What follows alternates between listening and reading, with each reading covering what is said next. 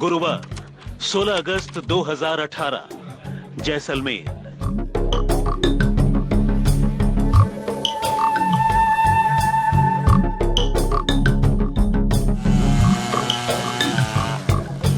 देश के पश्चिमी छोर पर बसे इस रेगिस्तानी शहर से पर्यटकों का ही नहीं बल्कि दुनिया भर के रैली स्पोर्ट्स से जुड़े एथलीट्स का अजब सा लगाव रहा है।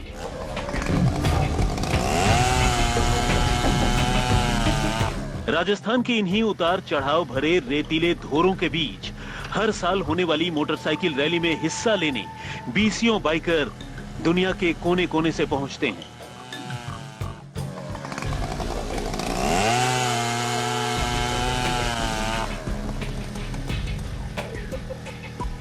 बेंगलुरु के रहने वाले इंटरनेशनल बाइकर असबाक मोन भी इस साल अपने दोस्तों के साथ इस रैली में भाग लेने पहुंचे थे।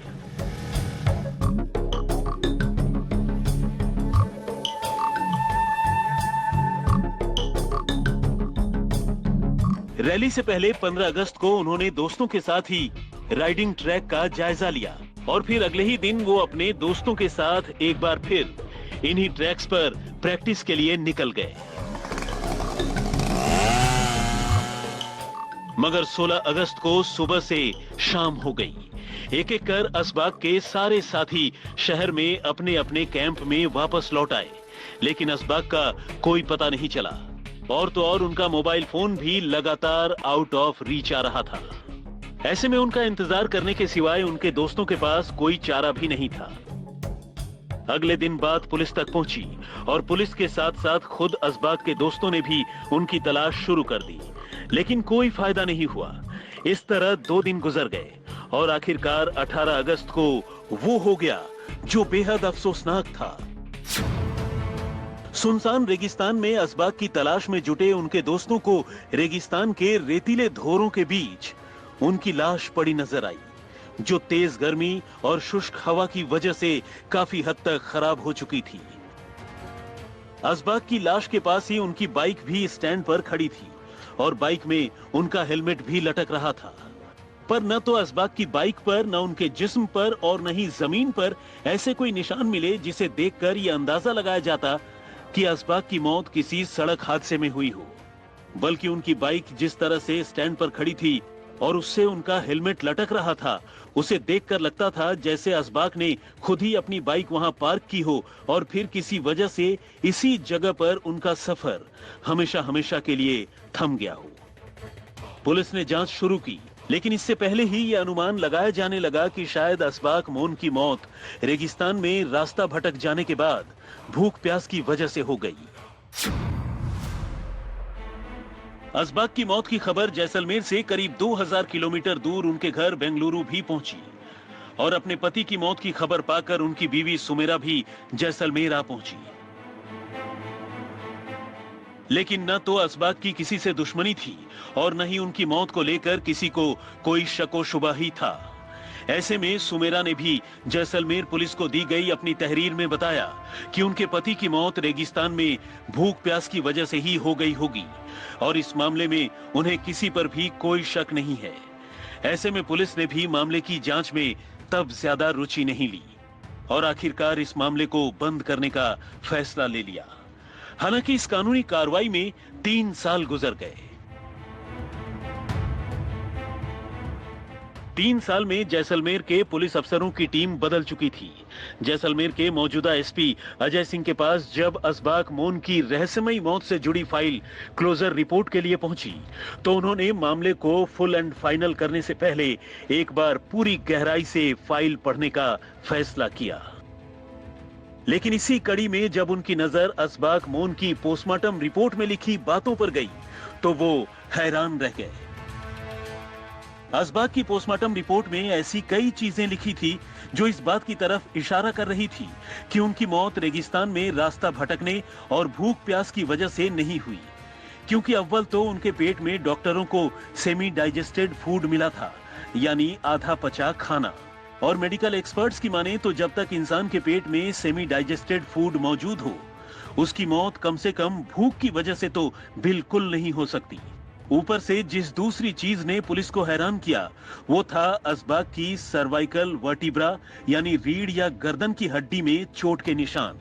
असल में असबाक की गर्दन की हड्डी टूटी हुई थी और यही उनकी मौत की वजह भी बनी, क्योंकि आमतौर पर ऐसी चोट लगने की हालत में या तो जख्मी शख्स की फौरन मौत हो जाती है या फिर वो पैरालिसिस का शिकार हो जाता है और चलने फिरने के काबिल नहीं रहता।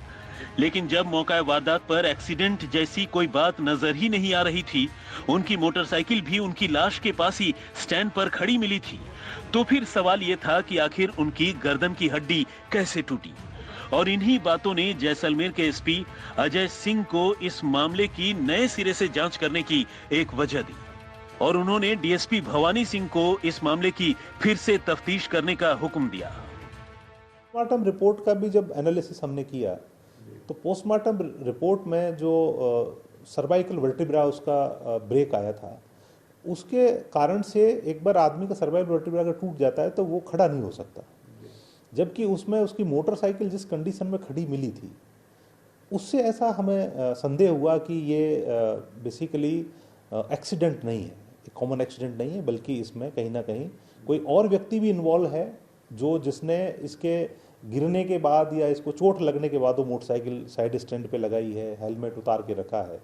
क्योंकि अगर पहले चोट लगी होती तो ना तो मोटरसाइकिल साइड स्टैंड पे खड़ी मिलती, जो प्राथमिक साक्ष्य जो फोटोग्राफी में मिले हैं घटनास्थल के, प्रथम जो घटनास्थल पे जो हमारा आईओ गया उसने जो साक्ष्य संकलित किए, उनसे ऐसा लगता है कि कोई घटना स्थल जो है, मौका मुआयना घटनास्थल का, वो प्लस मेडिकल रिपोर्ट आपस में कोरिलेट नहीं कर पा रही है।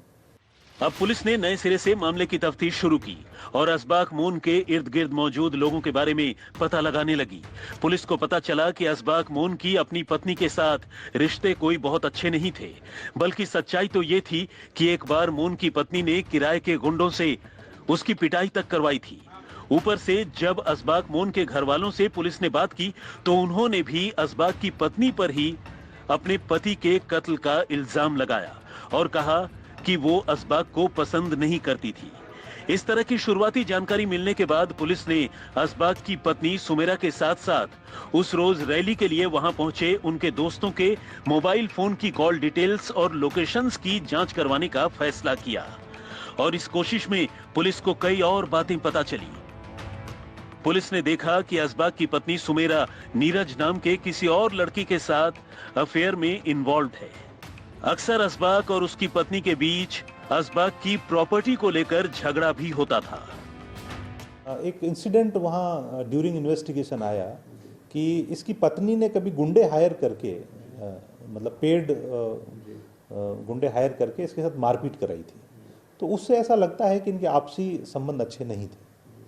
दूसरा, इनकी पत्नी का जो मोबाइल सीडीआर हमने एनालिसिस किया तो उससे ऐसे कई सारे साक्ष्य हमारे सामने आए हैं जिससे उस पर संदेह हो।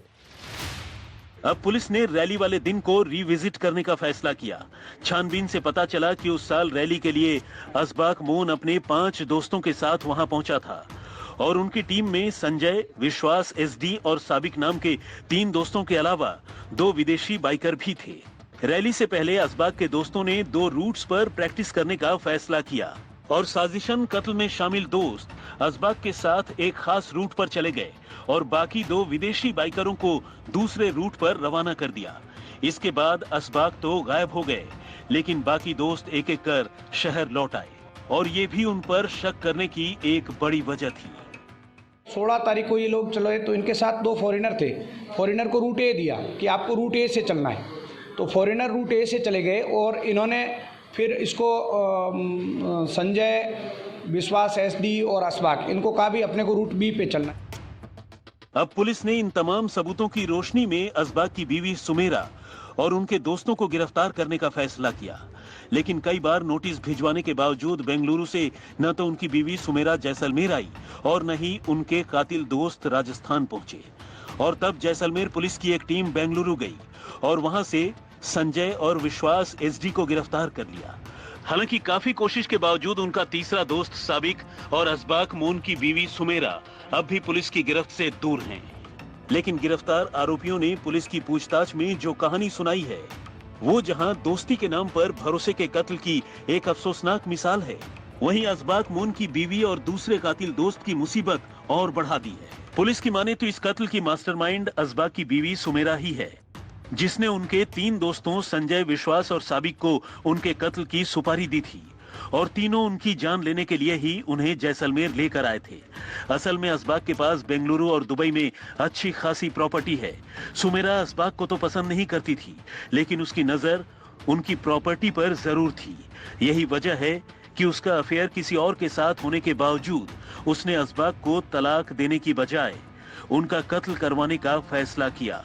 और असबाक के गद्दार दोस्त पहले तो साजिशन उन्हें जैसलमेर लेकर आए और फिर सुनसान रेगिस्तान में ले जाकर उनकी गर्दन मरोड़कर उनकी हत्या कर दी और फिर होटल में लौटकर उनकी गुमशुदगी का ऐसा ड्रामा करने लगे मानो किसी को कुछ पता ही न हो कि असबाक मोन की मौत कैसे हुई। लेकिन आखिरकार 3 साल बाद जब मामले की नए सिरे से तफ्तीश हुई तो सच्चाई सामने आ गई। ऐसे सुनसान जगह आई, वहाँ पे उसको रुकवा करके उसकी गर्दन मरोड़ दी। लेकिन उसके तुरंत उस दिन उन्होंने किसी प्रकार से उसको ढूंढने का प्रयास नहीं किया। संजय है वो 1 बजे के आसपास होटल में आ गया और यहाँ से उसने स्टेटस लगाया कि मैं होटल में आ चुका हूँ और बाकी लोगों के फ़ोन बंद थे। शाम को 6 बजे उनके फ़ोन फर्स्ट टाइम छतरेल में ऑन होते हैं, छतरेल टावर में। इस बात पे शक तो उस समय ही हो जाना चाहिए था, लेकिन थोड़ा सा चूक रह गई। जैसलमेर के जिस शाहगढ़ थाने में बाइकर के कत्ल का ये मामला दर्ज किया गया है, उस थाने की अपनी एक अलग कहानी है। सुनसान रेगिस्तानी इलाके में मौजूद इस थाने के हद में जुर्म की घटनाएं इतनी कम हैं कि आज से पहले यहाँ कभी भी किसी के कत्ल या रेप का मामला दर्ज नहीं हुआ था, बल्कि रेप का मामला तो अब तक दर्ज नहीं हुआ है और असबाक मोन के कत्ल का मामला ही यहाँ दर्ज हुआ कत्ल का पहला केस है। आपको बता दें कि शाहगढ़ थाना 1997 में बना था, जिसके बाद से लेकर अब तक रेप और मर्डर का केस दर्ज न होने का एक शानदार रिकॉर्ड चला रहा था, लेकिन अब वो रिकॉर्ड टूट चुका है। जैसलमेर से विमल भाटिया के साथ लोकेंद्र सिंह,